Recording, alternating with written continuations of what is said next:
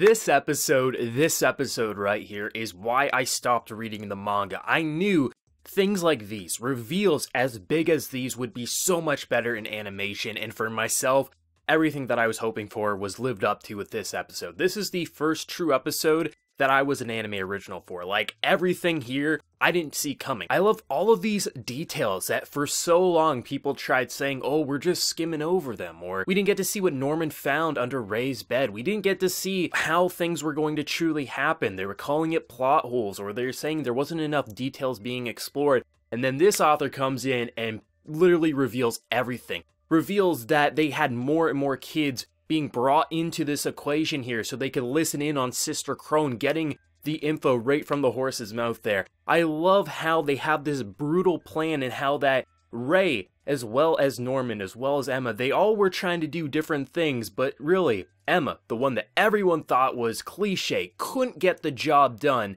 couldn't save everyone, was able to do it. Because her optimism and her intelligence found a way to make it look like everything has happened. Norman's sacrifice wouldn't go in vain, and Ray wouldn't be able to kill himself for the greater good. I love how all these characters kind of understood where they were all going. The only one who truly got fooled was Ray, because for so long he was in tunnel vision thinking that his years of planning to kind of kill himself to let his friends live after seeing so many family members die. One of the most intelligent and arguably the most intelligent character got outplayed so perfectly, but it's not bad that he got outplayed in this sequence. The building up to the burning down, like, I didn't know the house was going to be burnt down. Like, I did know that there was going to be a majority of the kids who would be running into the forest. That's about all I knew, because I did ask a friend who read the manga once I stopped reading it, just how everything was going to happen when it was set for Ray to be shipped out. So it was nice seeing this, because I was tense up. Like, I thought Ray was going to be burned alive. I was like, what is going on? Like, this man has such a cool plan, because they kept their space from one another so they both could plan out what was happening. Mama kept their eye on both of them,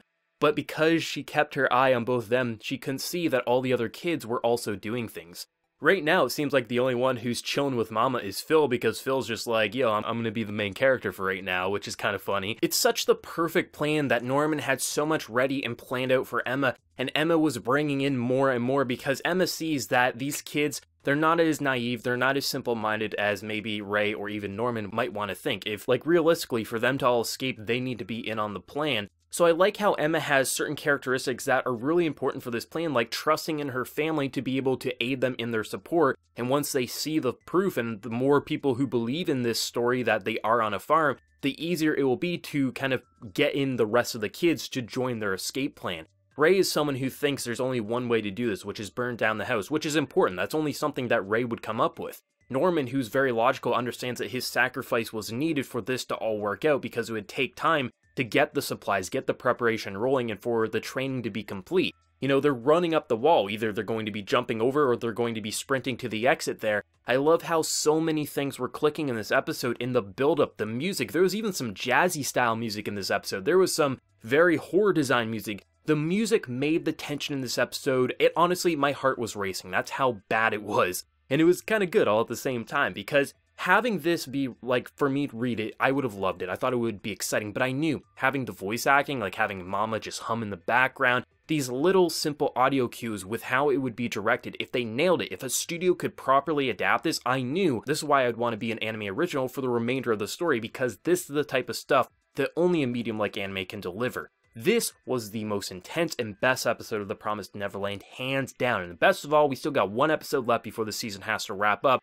and the escape arc is fully concluded here. The amount of emotion that was getting conveyed from all of these characters, you really felt like everyone had their plan, and you kind of were like, okay, if this is their plan, if Ray has to burn alive, if he believes this will lead to their success, let's do it. But at the same time, you're like, that's not what Emma wants, and Emma is not going to let any more of her friends and family die. So that's what's really great about this, is as you're seeing these very emotional scenes, you're seeing all the little pieces click. You're seeing that all along that Sister Crone, before her death, gave them a gift that's incredibly important, these keys. They were filling in the holes to Mama's lock so she couldn't radio in for assistance. There's so many, like, little pieces that they can't just kill Mom. They can't just take her out because that would signal the demons. They need to have enough time to get over those walls and find shelter before the demons realize what's happened. I think the whole idea of burning the house down and how there was so many months of planning kind of behind the scenes, but at the same time, we did see the clues. We saw kids approaching Emma, but we just thought it was kids approaching Emma because they were worried because she was so sad about one of her best friends being gone, when in actuality,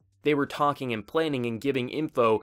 That is brilliant. I did not see that coming, but that's what's so great about The Promised Neverland, is they lay in so much that sometimes people will clue into it and be like, oh, that's a plot hole, they never brought it back up, there must not be that important, but really, it was waiting for episodes like these to reveal what was truly happening, what was under the bed, what Crone was up to, what all these characters were truly building up to, and how, without even Ray realizing it, his plan was being connected to Emma and Norman's plan, just there was an extra few layers that he wasn't anticipating. Emma cutting off her ear, holy shit, like, these characters were like, in on, like, they were like, let's do this right. And some people are probably going to say, why did they cut off their ear instead of using the thing to just stop it? But they needed to make it look like they were still in the house. Emma had to be around the corner next to that pail so Mama would approach it thinking her tracking device was still intact. They needed Ray's tracking device still intact so Mama would think that he was burning alive. The other characters, though, however, they absolutely would have their devices destroyed with Ray's device. However, if they needed a couple still there, so to be able to cut off your ear and have that willingness and kind of like, they had the anxiety probably pumping, they had the adrenaline going, that they were able to cut off their ear and still keep running. Like, these kids are ridiculous, and it's amazing to see how intelligent they are, how brave they are, and how they just pulled a fast one on Mama, who's been screwing us this entire season, making us think, okay, every time we think we got this, there's no way they got this, and then they finally got it. Like, obviously Mama's not going to give up, that's not how she plays, but for the first time, really the first time, it feels like they got away. Sure, there's still a bit more left to do here, but still, she has no backup, she has no reinforcements. All she has is Phil right now, and I'm pretty sure Phil's going to be holding on tight to keep her kind of alive and kicking around there.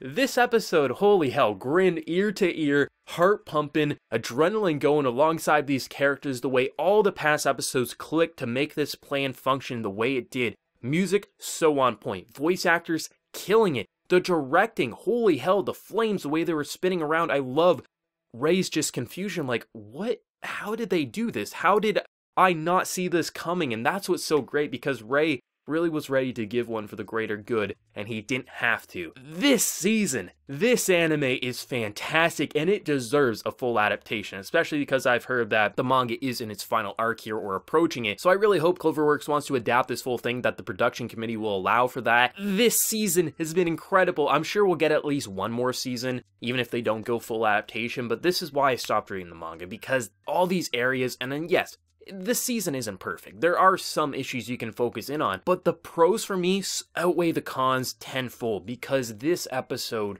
was everything to me. So intense. You really felt so hopeless, but at the same time, as more and more pieces connected, more and more, you're like, you know what, Emma?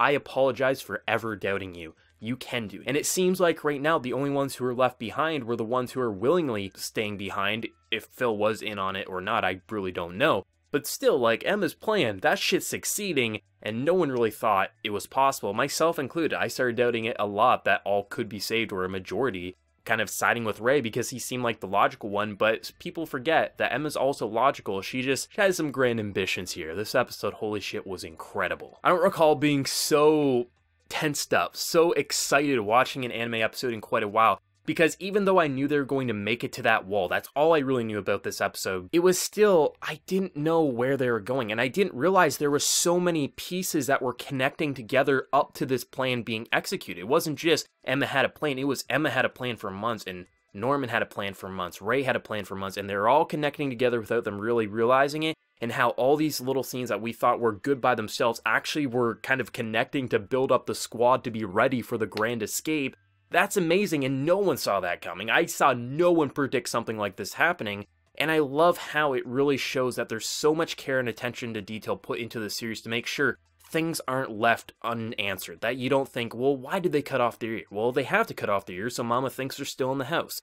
There's all these like little simple things that you can maybe think of, like, okay, why did they do that? Oh, the author was doing it for this reason, so it would leave no stone unturned. That is what's so great about this author. This is what's so great about this anime, is that this series is so careful with its details and makes sure that everything makes sense by the end.